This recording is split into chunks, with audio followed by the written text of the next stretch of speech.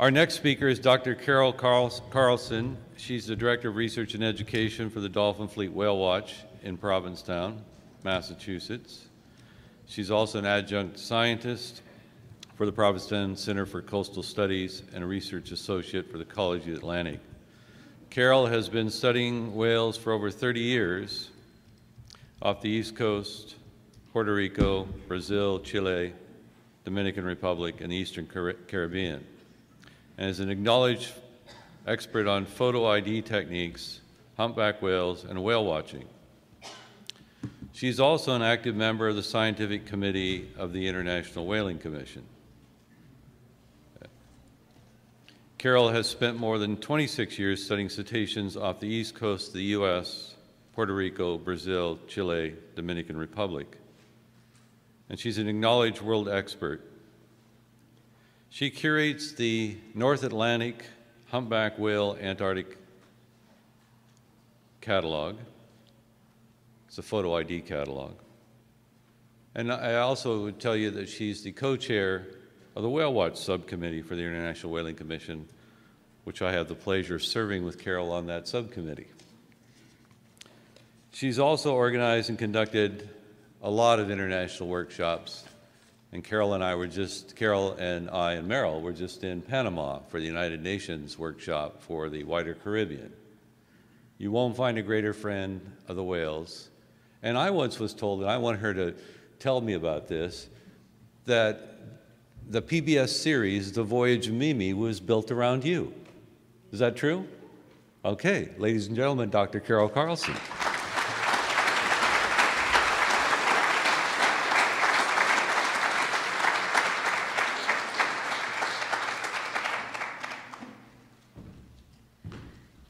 It's so wonderful to see so many enthusiastic people. Before I begin, I would like to thank Greg and Merrill for inviting me to this wonderful place, a place where, well, for this East Coaster, it was a delight to see that there are more whales in small boats. But I especially want to thank them and the staff of the Pacific Whale Foundation for their dedication to marine conservation and for setting the standards for high-quality, responsible whale watching. There's been a groundswell of concern and information about the impacts of whale watching over the past few years. And on the other hand, there's also been a lot of reports about the significant contribution that whale watching makes to socioeconomics of different countries. 90 countries, over 600 coastal communities are whale watching. It's growing faster than national tourism. So what I want to do now is to talk about one aspect of whale watching that is really flies low on the radar screen, and that's its value to science and its contribution to conservation. So whale watching, as a commercial endeavor, has important educational, environmental, scientific, and other socioeconomic benefits. But this presentation will focus on the scientific benefits, generally reviewing the types of research conducted from whale watch platforms and value gained for science and the conservation and the protection of whales. Before I start, let's take one step back and look at the challenges that myself, that Allison, that Greg, and others have for research. There are many poorly understood species and habitats around the world. Funding is limited, and in the US, this is particularly true for funding on humpback whale research.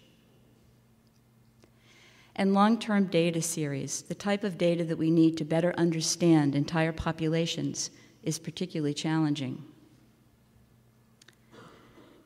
Commercial whale watching, what value does it add?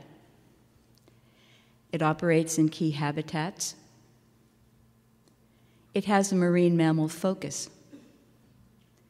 And in fact, most cetacean species are included in whale watch programs. There are frequent excursions and knowledgeable observers. I want to use one example, and these examples occur here in Maui with the Pacific Whale Foundation. They occur throughout the world, so this is just a very small brushstroke about some of the work that's being conducted.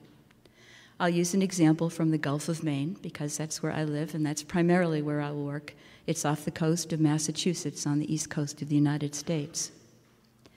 There we have one feeding ground of humpback whales that winter in the wider Caribbean region.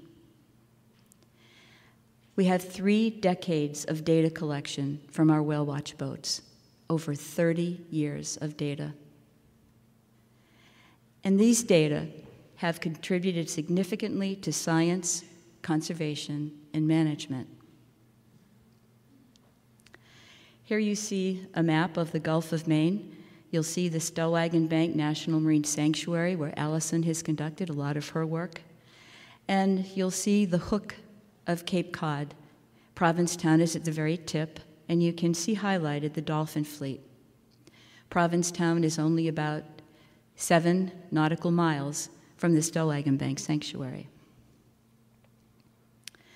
Our data collection program started in the 1970s. There's annual near daily data collection from April through October. And we cover a small but an important subset of one whale habitat. Our program structure: the data and protocols were designed by scientists. The data is collected by naturalists, interns, and volunteers. The data is used in turn and freely shared by scientists, whether or not they're from our region, by students, and by managers. Our protocol are shared with other groups. And data is now collected on most whale watch platforms.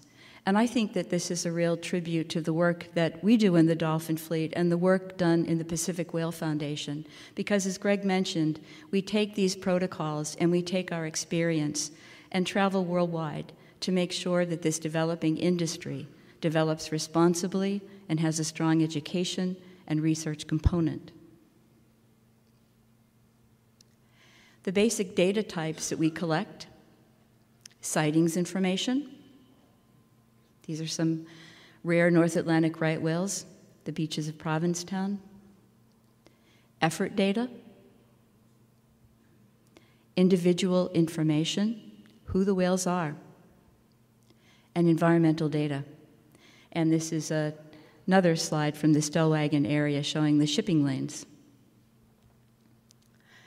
Here's our data form, and I won't read down the list, but you can see there's some very basic information that's collected here.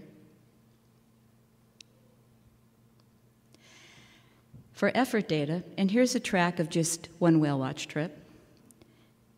Effort data is where and when did you go?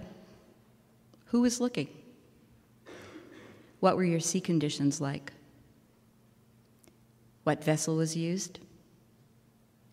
And for individual data, individuals are documented by photographs. This is called photo identification. And starting in perhaps the 1979, it changed the way that we looked at whales, and it changed our understanding of their lives. It's very practical for all individuals in some species, like humpback whales, but only for distinctive ones in others, like minke whales or sei whales and some finback whales that may have some very significant scars or very unusual markings. And taking a photograph of whales, we can link them to all of our other observations. When this whale was sighted, who was it with? What was it doing? Where was it? How long was the observation? Was it with a calf? Was it alone? We have now photographed over 2,000 humpback whales.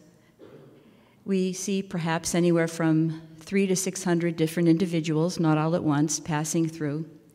They can be identified by a pattern on the underside of their tail, which is just like a thumbprint. It tells us who we're looking at, And from year to year, we have an over 80% return rate. We do name whales. They are named by, it's sort of a pneumatic device. It's a descriptive name. So here's one of our file animals. This is a whale that I have personally seen every single year, including this one, since 1979. Her name is Salt. She has a white granular ridge on her dorsal fin.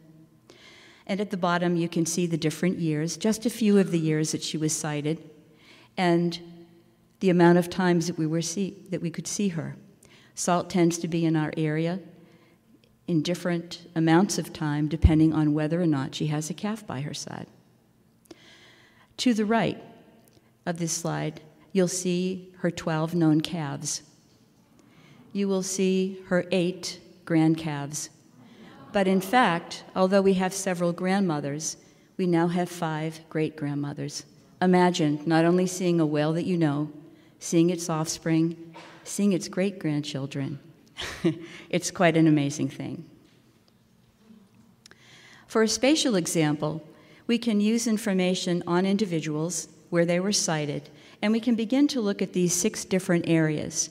And you can see that in some of the closer areas, there's a lot of overlap, like in the area near Provincetown and probably the third circle that's down. But you'll find that there's very little overlap between some areas. It tells us about migration, and it's a spatial example that helps us to understand these very discrete groups of humpback whales and the habitats that they use. Environmental data, and this is effort-based. It's not to say that there's a lot more pollution to the north of us than further down. Some boats collect more information on marine debris and fishing gear and vessel activity, water temperature and depth than others. But it does give us a good idea about the environment that the whales live in. Distribution and habitat use, and this is something that I'm going to talk about in detail later, using this one example to show that really, I think, significant value of some of this data to management. So this shows the species that are present, and it answers questions of when are they there, the relative density, how many different whales there are in different parts of this habitat, and the overlap with human activities. And all I'll tell you right now is that you can see by the strong colors the different density of whales, and you will notice that there are 2 lines there. One is a shipping lane, and one was a proposed shipping lane. And this shipping lane runs right through the Stellwagen Bank National Marine Sanctuary. Whale watching is also very useful to look at unusual and rarely witnessed events. Unusual species, like this beluga whale that showed up on Stellwagen Bank, or this 5th gear feeding behavior of finback whales. It's important to document events that are biologically important but difficult to witness, such as entanglements in fishing gear, vessel strikes, and species that are at risk for stranding. Let's talk a little about movement and stock structure. Photo identification can detect individual exchange among areas on small and on larger scales, from one area near Stellwagen to another, and for some animals all the way up into Canada in the Bay of Fundy. Population parameters. With photo identification, the whale watch data can shed light on aspects of reproduction, survival, and help us to better understand the contributing factors. Data archives are critical, but whale watch data has limited value if it's kept in isolation. All science has limited value if it's kept in isolation. One example that Greg mentioned is the North Atlantic Humpback Whale Catalog, maintained by College of the Atlantic. It facilitates collaboration on an ocean scale and smaller scales when there's no coordinator, but someone who may want to send in 200 photographs of whales that were taken, for example,